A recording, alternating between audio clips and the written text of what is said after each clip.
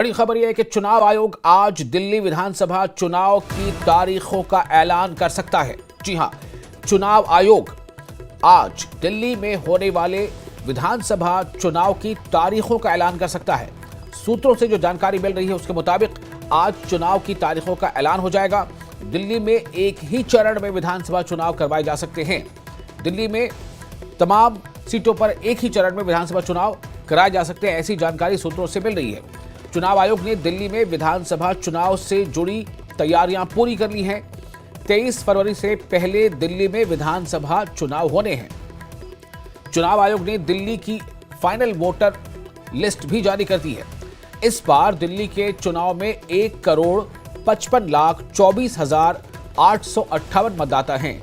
इसमें 2,08,000 से ज्यादा फर्स्ट टाइम वोटर भी हैं, जिनका नाम इस पर जोड़ा गया है, जो फर्स्ट टाइम वोटर के तौर पर वोट करेंगे। तो दिल्ली से जुड़ी बड़ी खबर, एक तरफ जहां अभी चुनाव की तारीखों का ऐलान हालांकि हुआ नहीं था, आज बहुत मुमकिन है, ऐसी जानकारी सूत्रों से मिल रही है कि चुनाव आयोग दिल्ली चुनाव को लेकर आज तारीखों का ऐलान कर दे, दिल्ली के चुनाव की घोषणा भी कर दे और साथ ही तारीखों का ऐलान भी कर दे। जानकारी सूत्रों से भी मिल रही है कि एक ही चरण में तमाम सीटों में चुनाव हो सकते हैं।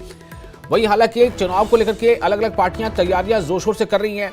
रैलियों का दौर है, एक दूसरे पर आरोप प्रत्यारोप का भी दौर चल रहा है और नारे की भी गूंज सुनाई दे रही है।